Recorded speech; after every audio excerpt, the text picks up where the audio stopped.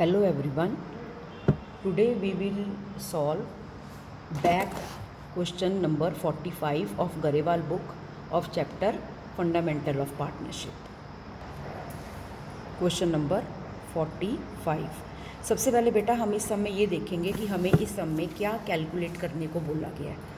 तो देखो हमें सम में बोला गया है after considering the above facts you are required to prepare profit and loss appropriation account and partners capital account.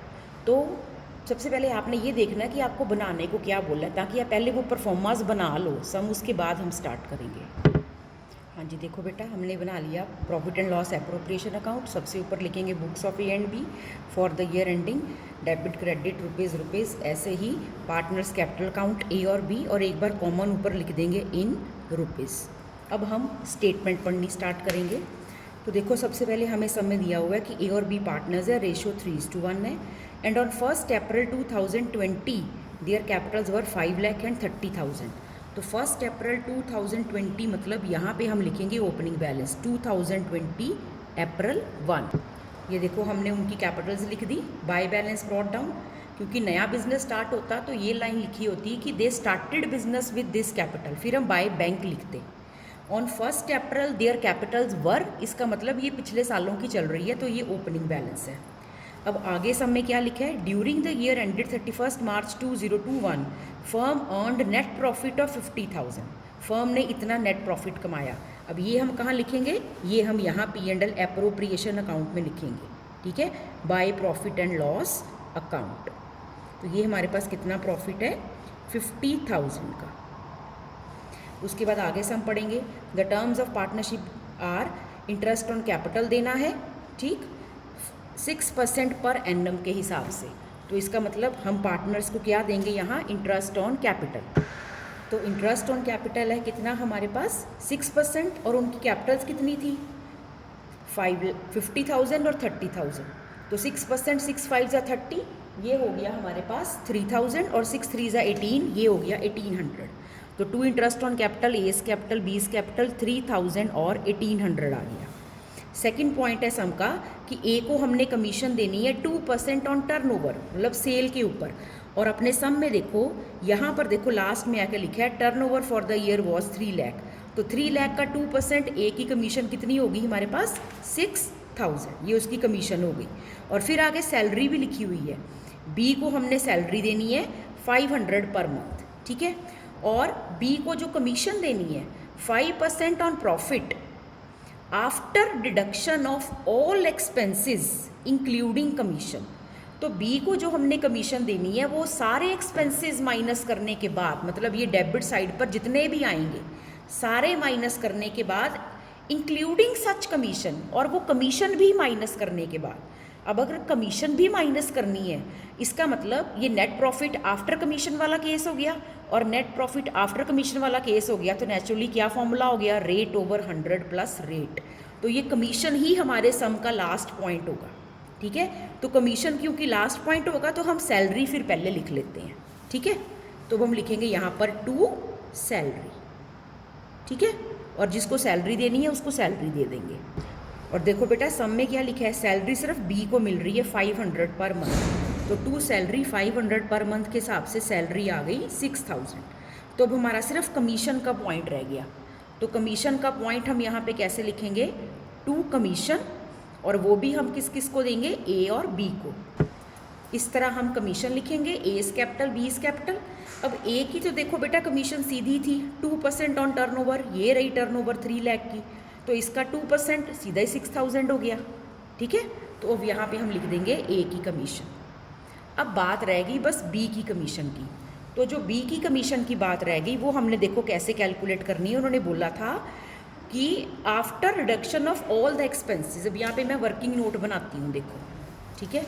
यहाँ पर मैं कैलकुलेट करूँगी बी की कमीशन। तो देखो बी की कमीशन हम कैसे कैलकुलेट करेंगे।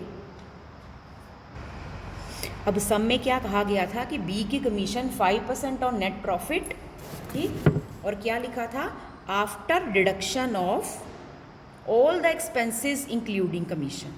तो अब देखो हम क्या करेंगे, ये रहा नेट प्रॉफिट, इसमें से सारे एक्सपेंसेस माइनस कर देंगे, 1 2 3 4। तो ये देखो 50,000 में से 1 2 3 4 3,000 1800 6,000 6,000 माइनस किए, 33200 आ गया। इसका 5/105, ठीक है, ये हम क्या निकाल लेंगे, उसकी कमीशन। तो ये देखो कमीशन कितनी आई, 1581। तो 1581 कमीशन हम ऊपर लिखेंगे, तो यहाँ पर लिखेंगे इस कमीशन को 1581।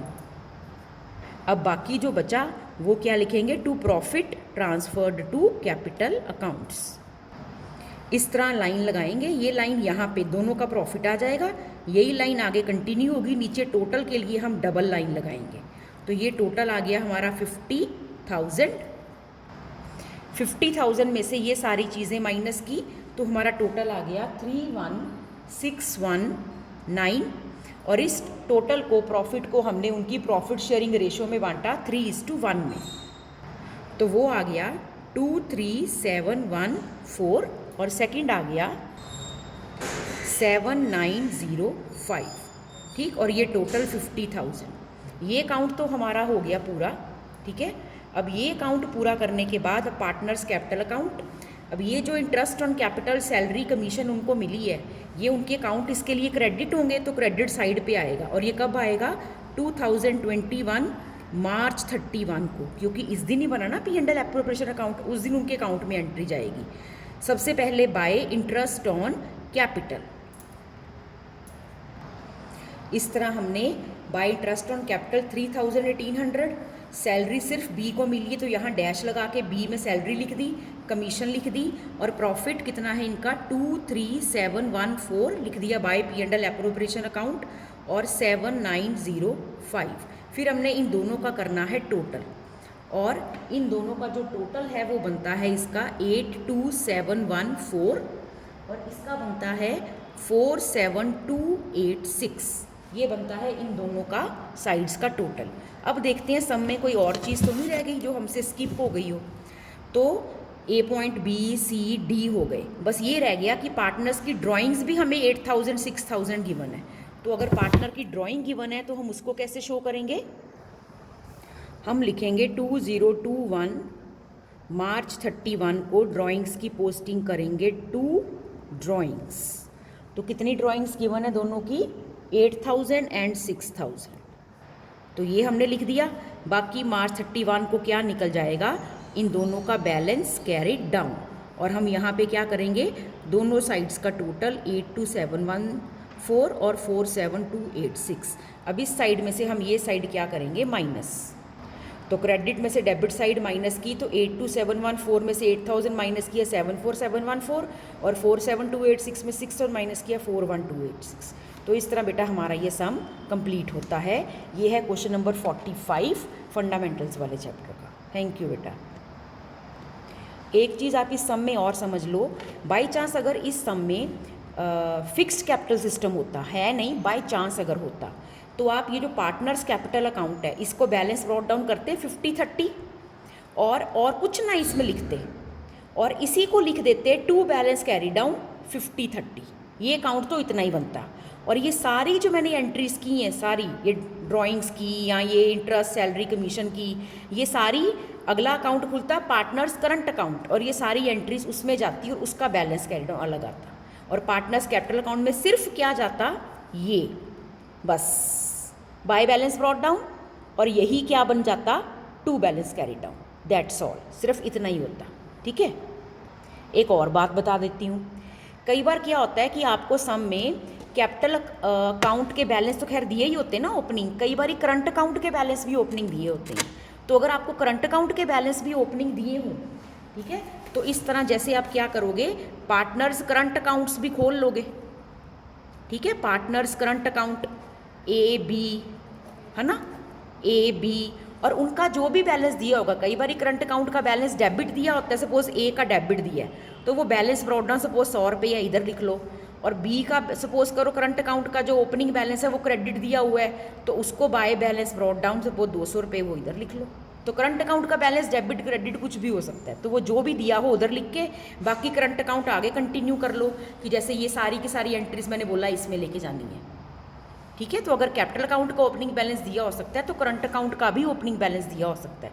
तो डेबिट दिया है तो डेबिट साइड पे ब्रॉट डाउन कर लेना, क्रेडिट है तो क्रेडिट साइड पे कर लेना। Thank you.